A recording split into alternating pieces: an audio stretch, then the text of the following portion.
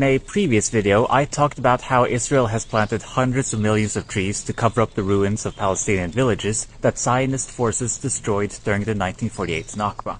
I now have more things to say about this after reading The Ethnic Cleansing of Palestine by Ilan Pappé, which I highly recommend.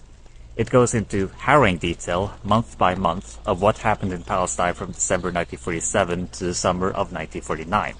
That is, the forced expulsion of 800,000 Palestinians from their homes, the looting of said homes, the blowing up of these homes with people still inside them, as well as summary executions, massacres where children watch their whole families get murdered, and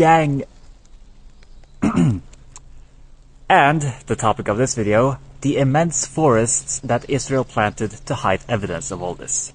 To give you an idea of the scale here, 90% of Israel's forests are from after 1948. Only 11% of the trees in these forests are indigenous to Palestine. Needless to say, this has radically changed the landscape. This was planned from the beginning. The Zionists had this tree planting idea already in June 1948. Today, Israel uses these trees to score environmentalist points, which might be the worst kind of greenwashing I've ever come across. Let's review some of these forests and commemorate the villages that were once there.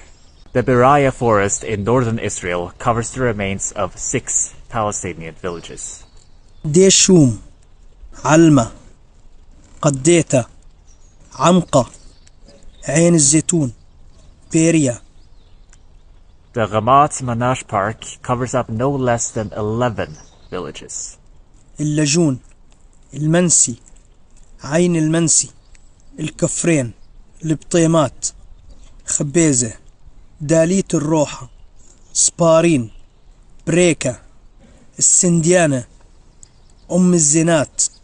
The Jerusalem Forest and Jerusalem National Park cover up, in whole or in part, at least 7 villages.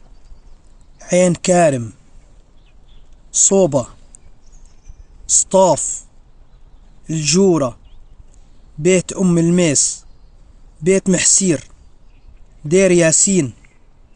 Deir Yassin is incidentally the site of possibly the most infamous of all the massacres Zionist forces committed in 1948, where 170 people were killed, including 30 babies. These are just some of the many Palestinian villages that now lie in ruins under the cover of forests. To give just 2 more examples, Lubia is today covered by Lavi and the South Africa forests, and there's a very interesting documentary about it that you can watch for free on YouTube, The Village Under the Forest.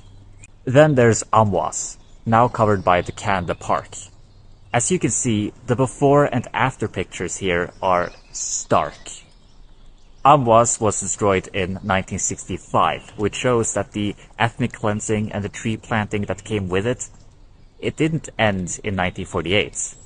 The nakba, the catastrophe, is very much still ongoing. These parks and forests are today popular tourist and recreational destinations for Israelis, places where they go hiking and have picnics. The organization that governs these parks and forests, the Jewish National Fund, has made them oh so tourist-friendly, with clearly marked trails and signs that say absolutely nothing about any atrocities that happened in the late 1940s.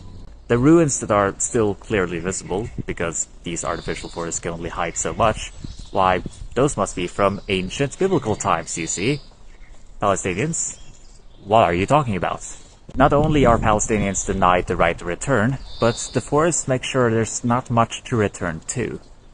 These forests are part of a concerted effort to erase all traces of Palestinian life. Ilan Pappé uses the term memoricide to describe this, and I think that's apt. But I want to end on a positive note. Some Palestinians have been fortunate enough to be able to visit the site where their village once lied, and in the small woods where Al-Muyadil was, something remarkable happened. The pine trees there, being non-native, couldn't adapt well to the soil. They were plagued with disease and rot, to the point where some of them broke in half. And what started sprouting out of their trunks? Olive trees. the symbol of Palestinian steadfastness and rootedness to the land. It's as if nature itself is saying, "Free Palestine."